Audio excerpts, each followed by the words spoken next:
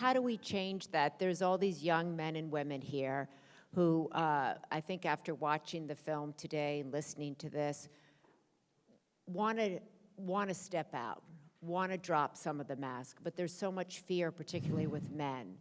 How do I not become the friend, as Jerry said his son was? How do I become the strong, kind man when women seem to want the a-hole, right? This I hear, like, well, you know, women say they want a nice guy, but they don't do that. And how do we begin to change how we behave with one another? And how do men of your generation shape the men that are at this age? You know, Niels Bohr said that the opposite of a profound truth may very well be another profound truth.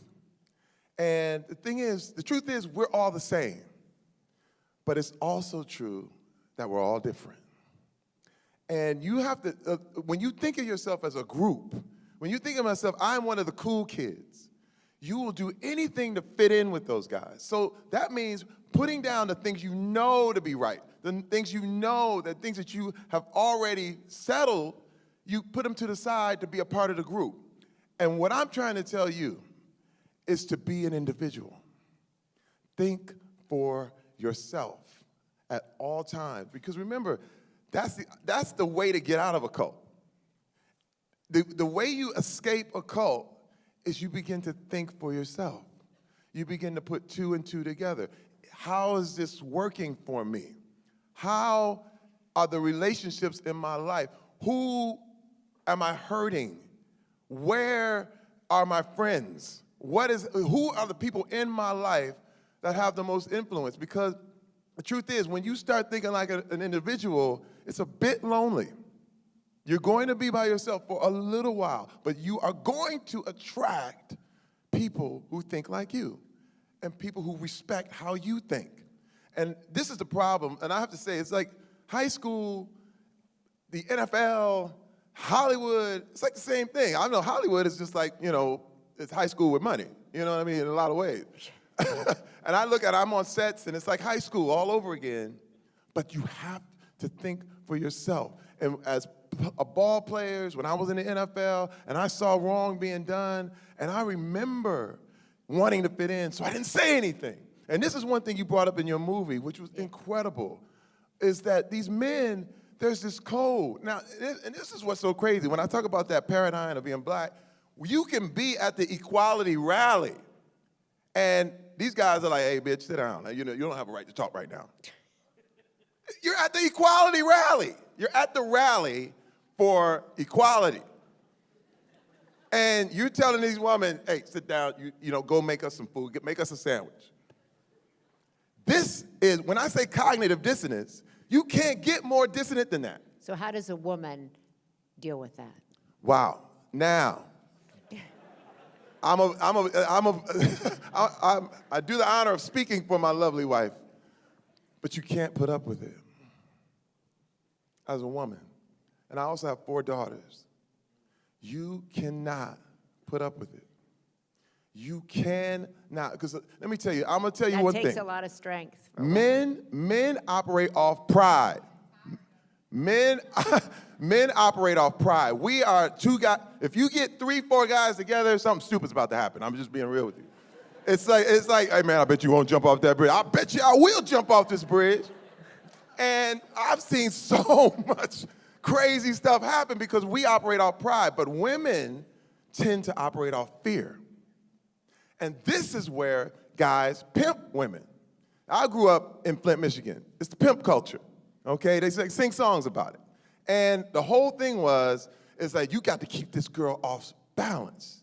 You can't really tell her the truth. You got to tell her a lie and really sneak it. And then I'm 10. I'm like, but I love her, I like her. I mean, I really like the girl. And they're like, no, man, no, I don't love him. And I'm sitting here like, what are you talking about?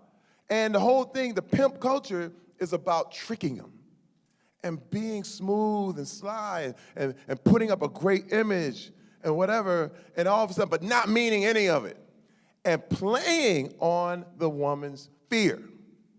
And I'm trying to tell you, women, be fearless. Ladies, be fearless. Do never, never let a man hold any sort of fear over you in any kind of way. Do not take it. And this is why I totally agree with what you're saying. How can you not call yourself a feminist? Because once you come out, the only way to beat these paradigms is awareness.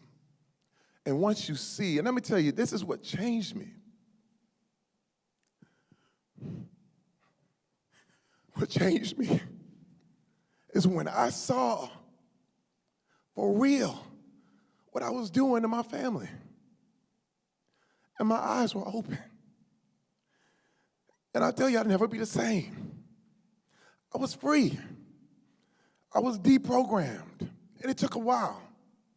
But I'm trying to tell you how deep this stuff goes. This stuff is so deep, ingrained in you.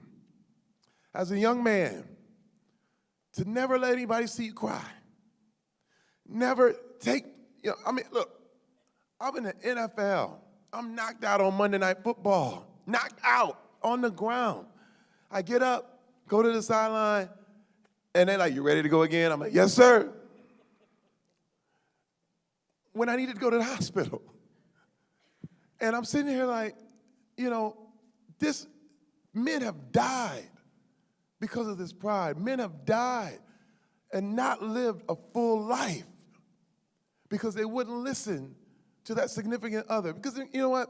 And I tell you, I love my wife so much because you are not designed to see your own faults. This is why you have friends. This is why you have parents. This is why you have a wife. This is why you have people who love you, because you don't see your own. This is why you can't be isolated, because other people are made to tell you what you are all about. And I'm telling you, once I saw that and what I was doing, it changed me forever, forever, forever. And I said, I can't, now, it's not enough to talk about it. I am not a motivational speaker. I'm a motivational doer. You should. I think you should become a motivational speaker. But I'm a motivational doer. Let me tell you something, and I'm gonna tell you why. Because people do too much talking. It's all about the talk. We can sit and talk, we can do it, and a lot of you guys are gonna be just like, yeah, we had a great conversation. But nothing changes in your life until there is action. And I decided, and it was like my man brought up earlier, and I'll be honest with you, men are not listening to women telling them to stop. They're not. You listen to your wife. No, well, let me tell you something. Yeah, you just said it. I have it on camera. Oh, no, I did. But what I'm saying is, that was at my lowest point. Right.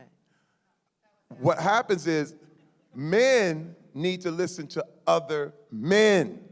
Amen. You have to have a man to tell you, yo, you are not right. This attitude you have is not right. And all of a sudden, it starts to hit the deprogramming switch.